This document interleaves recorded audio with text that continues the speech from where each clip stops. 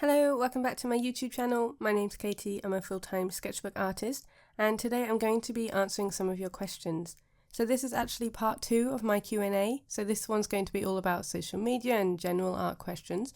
But I did film part 1 a few weeks ago, so I'll leave that up in the cards, and I talked about my career and how I became a full-time artist and really went into detail over there. So if you're interested in that sort of thing, then like I said, I will leave that linked. But today I'm going to be talking about social media and art, and before we get into the questions, I'm just going to talk about what I'm going to be showing on screen today. So last month on Patreon was Drawing from Life month, so I wanted to paint these beautiful tulips that I had on my desk. I absolutely love spring, and these definitely epitomise spring to me. I love the colours. I'm growing my own in the garden and I can't wait for them to pop, because at the moment they're still in bud. But these ones on my desk definitely made me happy last month, and I was really excited to draw from life. So I'm using the Kuretake Gansai Tambi watercolours. This is the Art Nouveau set, and I'm just using a mop brush, and I'm also adding in this yellow, which is some gouache. It does lack a really bright yellow in that colour set, so I wanted to add that in. I'm hoping to add a few more of the Kuretake paints to my collection soon. After this one, I'm also painting something which is definitely not from life. You'll see why later. But again, I'm going to be using this set, and I'm working in the same sketchbook. So this is a Clairefontaine 20 by 20 centimeter sketchbook. I can't use watercolour in my Royal Talens, so that's why I prefer this one. I really like the format. The paper holds wet media really well, so I definitely recommend them. I think they're really affordable, and you'll see that I add on a lot more media in the second piece as well. So that being said, let's get on to some questions. So I put a question box on my Instagram stories. Some of them are recent, some of them are from the first time I popped that question box up, and I just thought it was easier to group them. So the first one was quite interesting, and it doesn't necessarily relate to social media, but just art in general. And this was, as a British artist, do you find that British illustrators have more fun and are more free in their style than other countries? After following many illustrators from your country, I really appreciate the loose and free approach. What are your thoughts? That's really interesting. I can't say I've really noticed. I think that the sort of freer, looser approach is definitely more popular now. And I think that's what we're all sort of working towards. I think maybe it depends on our schooling or how we're taught art at school. Maybe that affects it. I know here in the UK it was very much about sort of realism, and we did study quite a few art movements, but I don't know, I think it's really interesting, and I'd love to hear your thoughts down below in the comments. So if you find that some artists from certain countries are looser or if they're tighter, because I think that's a really great topic of conversation. So my next question is, where to start? What did you do / create every day that led to where you are now? So I think I answered a similar question in the first Q&A video, and in that one I definitely explain how I got to where I am, from becoming a designer and then moving from there. But in terms of becoming the artist I am today rather than necessarily my career, I would say that I just started by creating a lot. So where to start is just by drawing and painting what you enjoy. Maybe it's animals, maybe it's landscapes, maybe it's people. Just start where you are now. You don't need to have loads of fancy tools. Start with what you've got. You can slowly build your collection. That's what I've done, and I've got quite a lot of materials now, but it has gradually built up slowly, so it's not like I bought it all at once. And then what did I do? Create every day that led to where I am now. My biggest sort of changing point was definitely my daily art challenges. I found that really grew my social media. That was definitely the biggest influence. And also growing my community. And there's another question I'm going to come back to later that does reference that. But I think just creating, really showing your passion. If you want to draw, then draw. If you want to paint, whatever medium you're into, then just go for it. And if you enjoy it, then I think it really shows through. I really think people can tell when you're having fun in your artwork. I don't know how it works, but I definitely think that's the case. So in terms of where to start and what I did, I would just say create, and create what you're into, create what makes you happy, and go with that. Don't try to follow trends, just go with, it sounds so cringy, go with what your heart is telling you to do, and you'll find your way from there. The next question is, I'm not consistent about drawing every day. What helps you stick with a daily drawing practice? First off, I just want to say that it's okay if you don't draw every day. I don't draw as much as I feel like I should as a full-time artist, and sometimes that's a bit of a battle in my head, but it's okay because, we're drawing as much as we can, as much as we sometimes feel we can, and although it can be really hard to fit it in around daily life, I think having those sort of limitations taken away from you. So when I first started drawing daily, I've put a lot of pressure on myself about creating really finished artwork. So I think it's about changing those limitations in your mind. If you feel like you can't draw every day because in your head you've got to create this amazing painting and it will take you ages to sit down and sketch it out, then work on colours, etc., etc., then you're going to be making it really hard for yourself.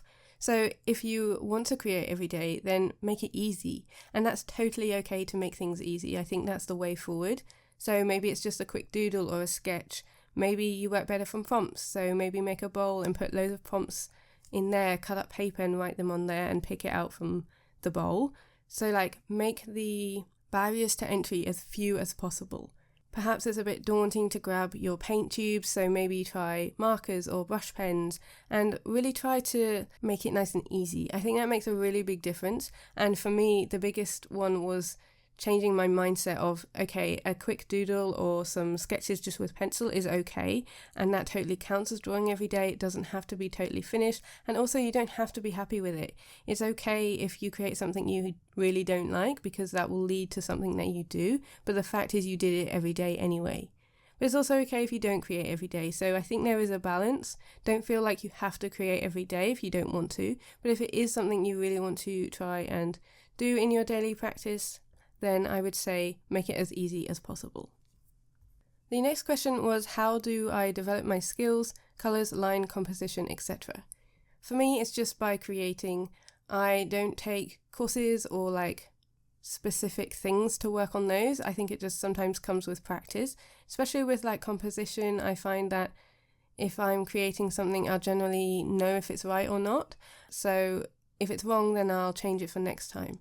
So I think evaluating your work afterwards, instead of just being I hate this, put it to one side, have a look at what you don't like about it and really think about your work.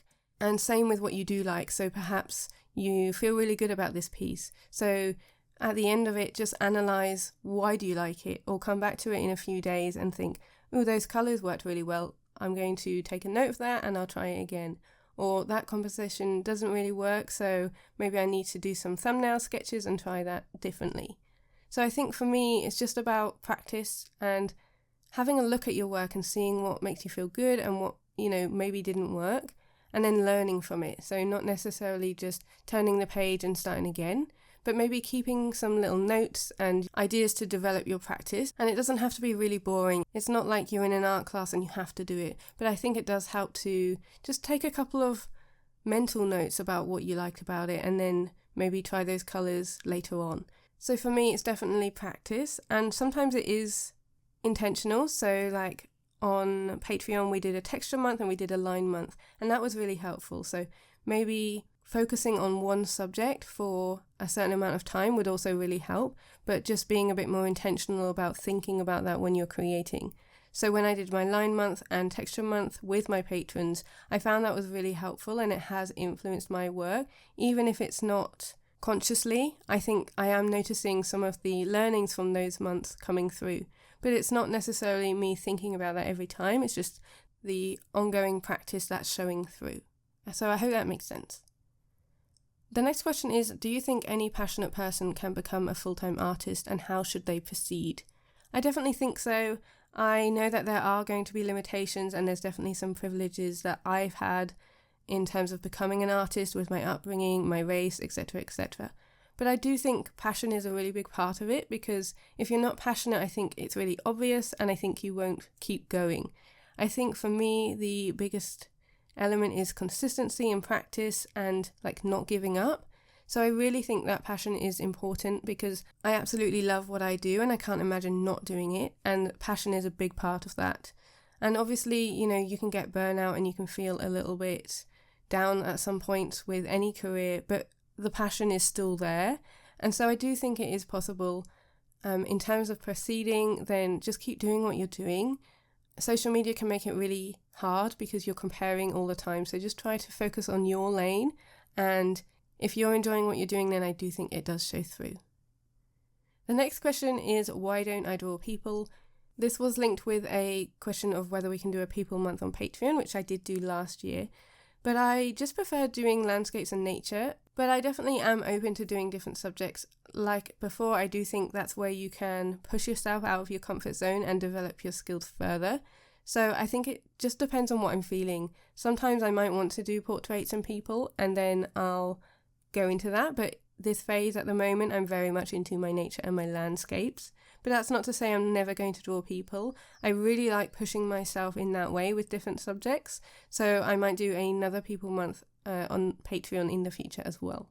So the next question is, how can we develop an engaged community with our art? I post daily to Instagram, but I'm not growing. So that does link in with what I was saying, and I know I said that my daily art challenge was a huge part of me growing, and that was definitely the case. And like the stats from my daily art challenge for the whole year definitely shows that. But I can understand the frustration of like posting daily and really putting quite a lot into it and not seeing those results. Instagram and social media in general can be really fickle like that. But I would say that finding your community is definitely a part of it. So developing an engaged community is by becoming that part of the community. So comment on people's works, and not just like with an emoji just to try and be like, yes, I've done a comment now. Really find artists that make you excited and inspired, and tell them, like, share why you like their work. Is it their color palette? What do you like in their posts that, really connects to you? And try and make friendships. I found a lot of wonderful artists that way. I feel like our community is really special in that way because we're all trying to support each other, and it's not just like hollow compliments. Another thing that I think helps is challenges. So that was something that I was doing in the early days of the Daily Art Challenge, was finding Instagram challenges, and I do share some of these on my Patreon every month.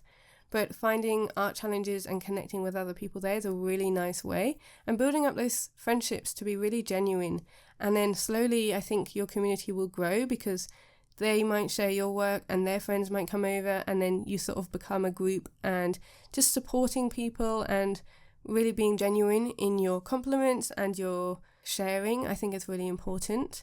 And I think that people can tell, people can see that. So don't give up, but do make it so that it's not just you posting. Like really try and interact and find your people in that way. That's how I've done it anyway. Any tips on finding your art style? This one is one of those age-old things where I'm just going to tell you it's practice, and also that art style isn't a one-and-done thing.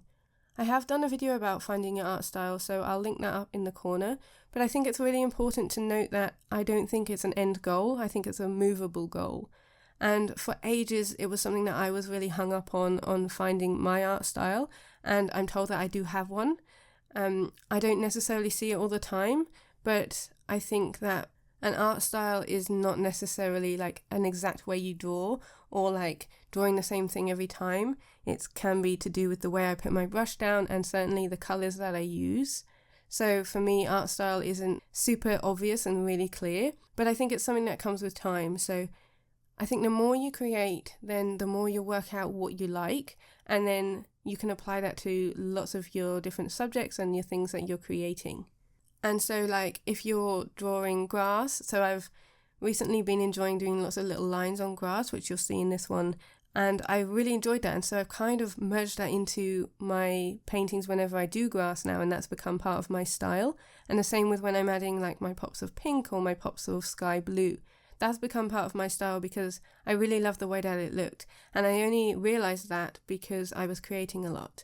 And so trying all these new things and continuing doing the things you like and leaving behind the things you don't like eventually will like all become an amalgamation into your style.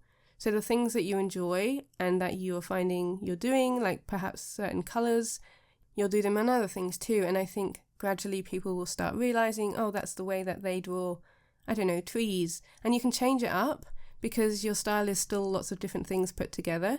But I think that just practicing and creating lots is the way to find your style. And there's not really an easy way to get there. And like I said, I think it should be constantly changing and developing. Next question is, how do you work with perspective? I don't really do perspective. I'm okay with things looking wonky when it comes to like buildings, which I don't do very often. Sometimes I will put down some sketch lines, so I don't usually sketch first, but I do with animals and buildings, and so sometimes that helps. I always stay away from rulers and angles because I do not like maths, but for me, I think it's also embracing the wonkiness and the charm that can bring. So for me, perspective isn't really something that I think about. How to grow an audience on social media. So I've touched on this a little bit, but doing my daily art challenge really made my audience grow from about 2,000 to 20,000 in that 1 year. And then I did a shorter 100-day challenge, and again, it's just grown from there, and now I'm up to 70-something thousand. And just a heads up, I am definitely going to be doing a live stream, which I usually do when I hit a sort of 10k round number on Instagram, but life has been super busy lately, but it is coming. I will do a live stream for everybody here on YouTube, either in May or June. But I would say that daily posting definitely made a difference to my following and building up that community and just having fun. And I think that's really obvious when you are sharing your work. And I think it was obvious on Instagram, and it wasn't about following trends or anything. It was just creating what I wanted to do, and then the audience can really connect with that sort of passion. The next one was, how do you draw a snow-capped mountain? I've actually had a couple of messages recently about how I draw mountains, so that's going to be a topic I'm going to cover on Patreon in the future. What inspires me currently? So at the moment, it's definitely nature. As we're moving into the new season, as spring is now here, I definitely find a lot of inspiration from outside, and all of the trees and the colours, the flowers I see around me really inspire me. I also get some inspiration from different landscapes, so travel, that always inspires me, and I want to try and capture the different culture in my sketchbook. But I would say nature is definitely a big inspiration for me. There's also a lot of artists I follow who I find really inspiring. I really love Instagram for that. I find it's a really great place to, I know it gets a bad rap, but I absolutely love it because I feel like I get a lot of inspiration from there, and I try not to compare myself on that app, so I feel like the balance I have is more inspiration rather than comparison. And then my last question is, if you had to choose a limited palette, what colours would you choose? Now, I'm not one for limited colour palettes, although I have been dipping my toes into it in the last 3 months or so, but I would say that there definitely has to be a yellowy green in there, so definitely an olive green. I would say the sky blue Neocolor, which is like a lavender blue. That's really lovely. A salmon pink or a soft sort of neutral pink would have to be in there. And a soft blue, so light cobalt blue. I don't know how many I'm allowed because I could definitely keep adding and adding. But for my dark tone, I would say a dark indigo is definitely there as well. I find that's really helpful for so many things. So I feel like that's quite a good colour range for my landscapes because that's my go-to sort of subject, and then I've got a mix of light, mid and dark tones in there, so I think that would be my chosen limited palette. So we're coming closer to the end, and as you can see, this is not painted from life, and the goat kind of looks like a sheep, so it wasn't perfect, but it just feels really whimsical and it's very different for me. So with that being said, I think I have talked quite a lot at you. I really hope that you found my answers helpful, and I'd love to hear your thoughts down below in the comments. I'm going to leave you with some final shots, but I hope you have a great week. I am skipping a video next week, so there won't be one, but I'll be back in a couple of weeks with a new video. A huge thank you for watching, and I will speak to you all really soon. See you later.